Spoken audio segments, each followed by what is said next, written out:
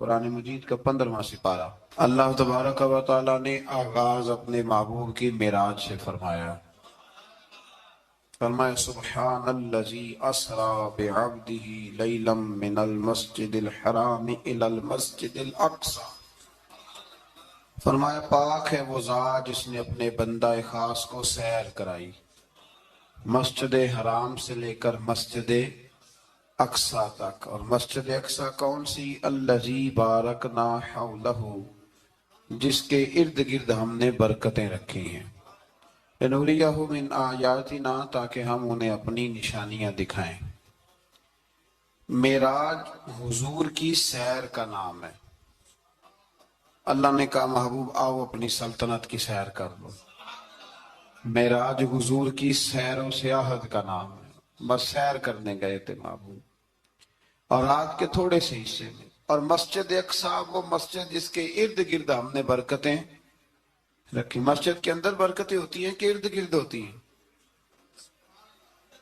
الذی بارکنا حولہ، جس کے ارد گرد ہم نے برکتیں رکھی ہیں۔ تو مفسرین نے فرمایا کہ مسجد اقصی کے ارد گرد انبیاء کے مزارات تھے، تو فرمایا کہ اس کے ارد گرد ہم نے برکتیں رکھی ہیں۔ جہاں نبی کا وجود ہو وہاں برکت ہوتی ہے، جہاں ولی کا وجود ہو وہاں برکت ہوتی ہے۔ لنوریہ من آیاتنا، تاکہ ہم انہیں اپنی نشانیاں دکھائیں۔ واقعہ معراج ظاہر ہے ایک تفصیلی اور ایک بڑا حیرت انگیز اور محبوب کی عظمت اور شانوں والا واقعہ ہے۔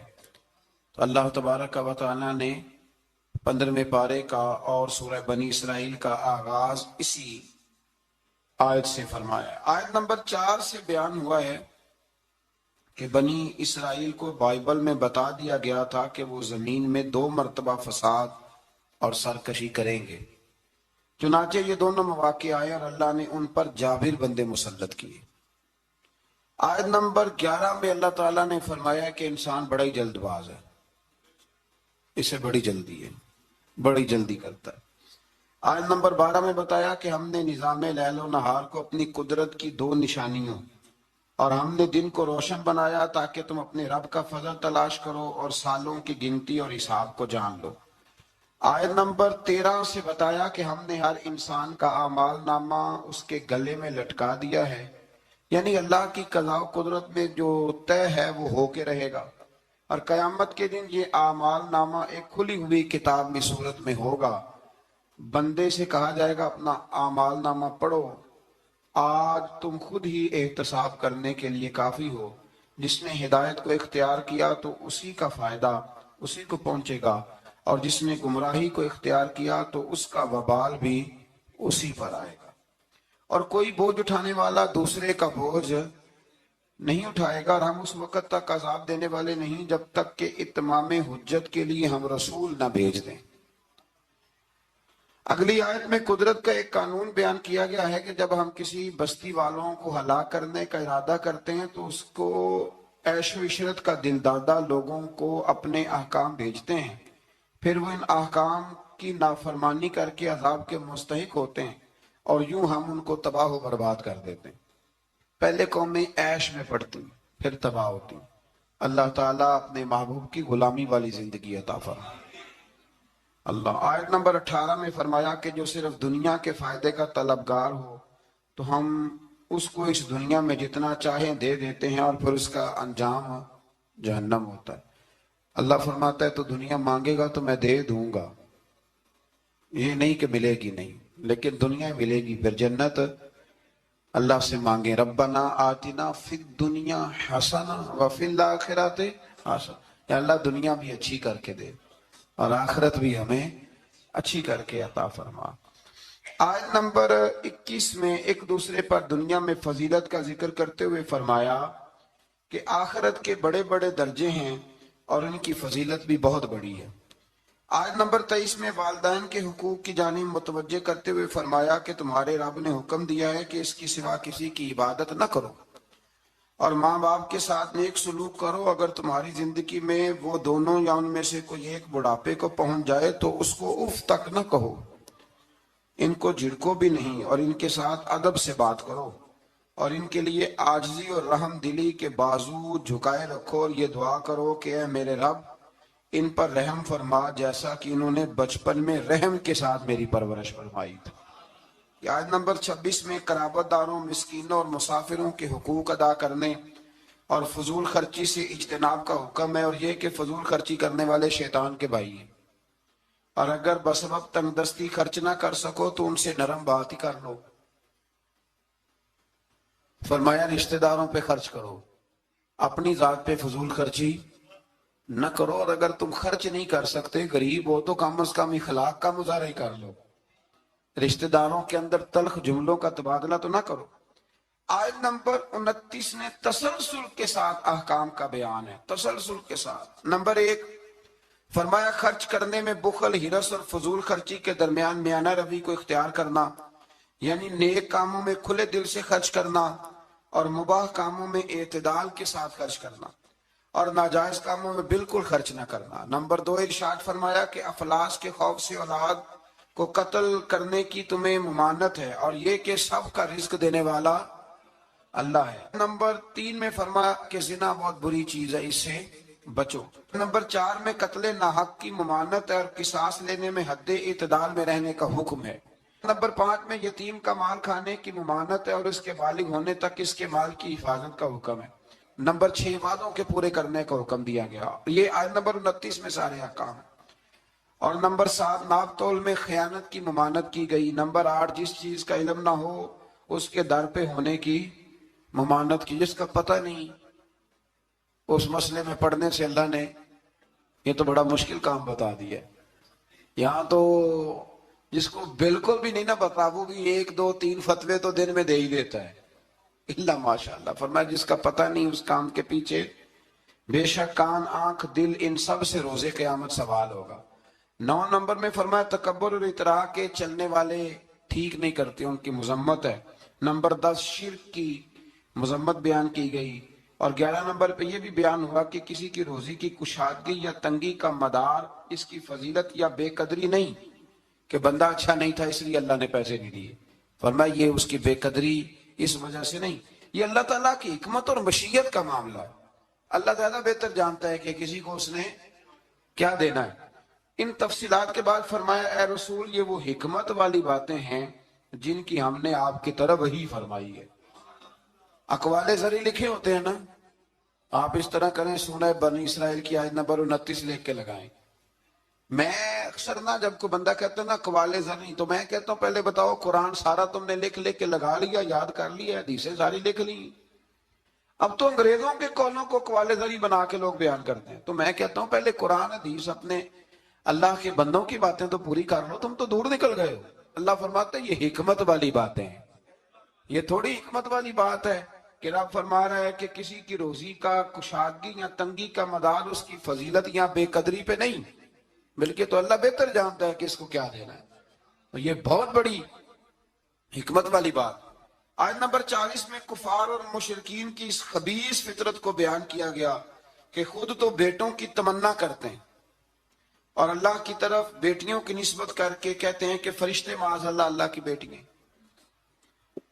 آیت نمبر 44 سے بیان ہوا کہ 7 آسمان اور زمینیں اور جو بھی ان میں ہے اپنے اپنے انداز میں اللہ کی تسبیح کر رہے ہیں، ہر چیز اللہ کی حمد کے ساتھ اس کی تسبیح کر رہی ہے، لیکن تم ان کی تسبیح کو سن نہیں سکتے۔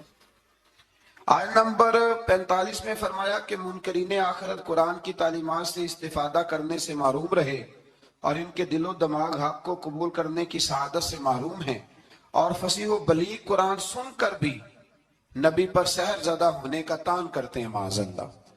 آیت نمبر 49 میں بتایا کہ منکرین آخرت کہتے ہیں کہ جب ہماری ہڈیاں گل سڑ کے ریزہ ریزہ ہو جائیں گی تو کیا ہمیں از سر نو پیدا کیا جائے گا؟ اللہ تعالیٰ نے فرمایا تم پتھر بن جاؤ یا لوہا یا کوئی اور مخلوق جو تمہارے خیال میں بہت سخت ہو، وہی رب ذوالجلال دوبارہ پیدا کرے گا جس نے تمہیں پہلے پیدا فرمایا تھا۔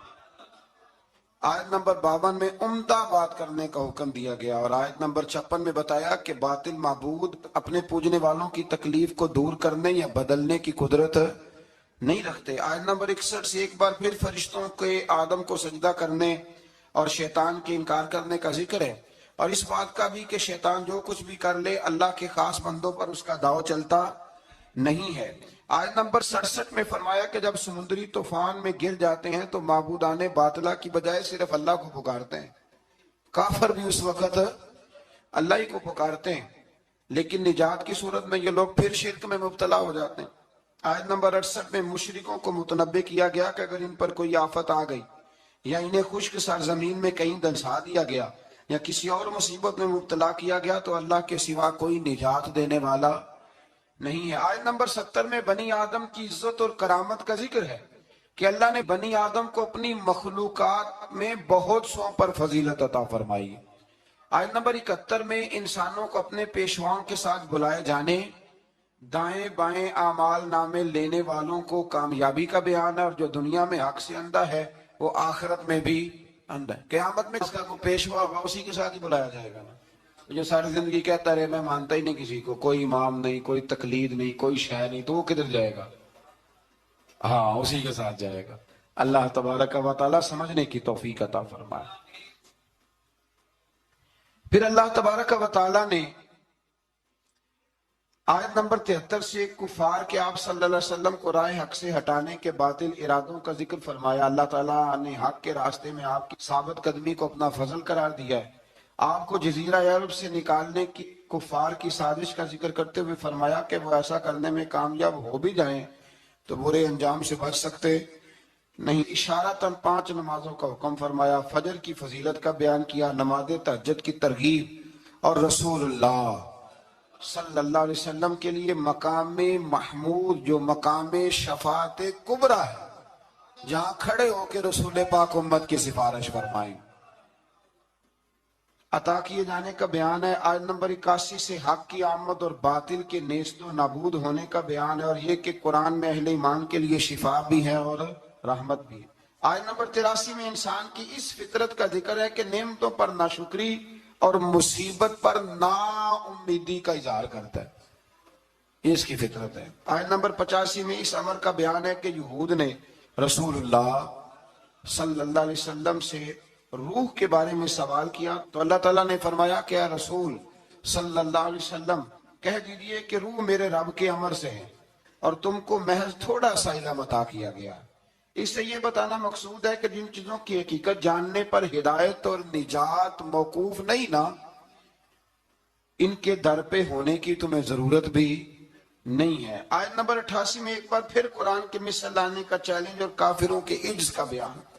آیت نمبر 90 سے مشرکین مکہ کے بعد فاسد مطالبات کا ذکر ہے، کرتے ہوئے فرمایا کہ انہوں نے کہا ہم اس وقت تک آپ پر ایمان نہیں لائیں گے حتیٰ کہ آپ ہمارے لیے زمین سے پانی کا کوئی چشمہ جاری کر دیں، یا آپ کھجوروں اور انگوروں کے باغات کے مالک بن جائیں جن کے نیچے نہریں بہ رہی ہیں، یا آپ ہمیں جس عذاب سے ڈراتے ہیں وہ لے آئیں، یا آسمان کو ٹکڑے ٹکڑے کر کے ہم پہ گرا دیں، یا اللہ اور فرشتوں کو ہمارے سامنے بے حجاب کر دیں، یا آپ کے لیے سونے کا گھر ہو، یا ہم آسمان پر چڑھ جائیں اور پھر آسمان سے ہم پر کتاب نازل کریں جس کو ہم پڑھیں۔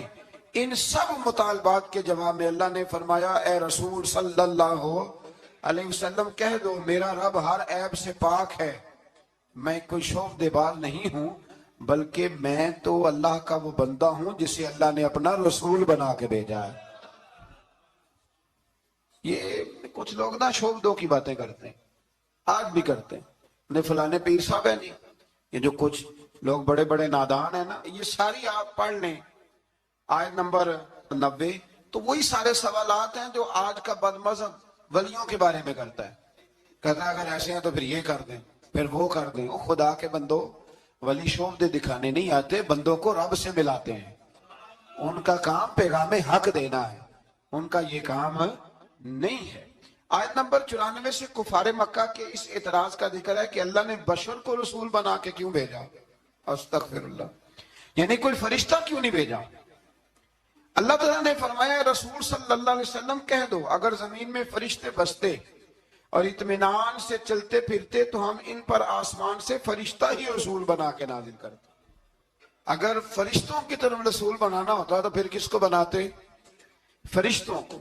یعنی نبی اور رسول جس مخلوق کی طرف مبعوث ہوئے اسی کے جن سے ہوتے ہیں، ان آیات میں یہ بھی بتایا کہ منکرین آخرت کو ان کے منہوں کے بل اندھا، گونگا اور بہرا بنا کر اٹھایا جائے گا اور ان کا ٹھکانہ جہنم ہے۔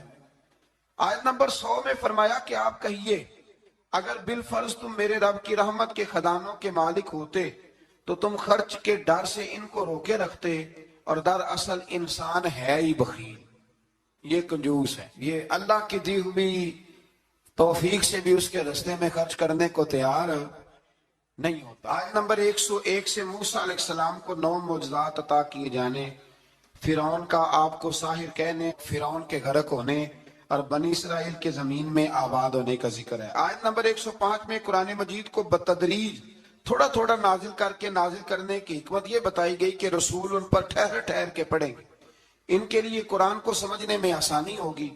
مشرکین مکہ اعتراض کرتے تھے کہ کبھی آپ اللہ کہتے ہیں کبھی رحمان کہتے ہیں، ہم تو رحمان کو نہیں جانتے، تو اللہ نے فرمایا رسول کہہ دیجئے کہ معبود برحق کو تم اللہ کہہ کے پکارو یا رحمان کہہ کے پکارو، تم اسے جس نام سے بھی پکارو گے سب اسی کے نام ہے، اور اسے پکارنے میں میانہ روی سے کام لو۔ آخری آیت میں فرمایا کہ اللہ کی نہ کوئی اولاد ہے، نہ کوئی اس کی سلطنت میں اس کا شریک ہے، نہ اسے کسی مددگار کی ضرورت ہے، اور آپ اس کی کبریائی کو بیان کرتے رہیے۔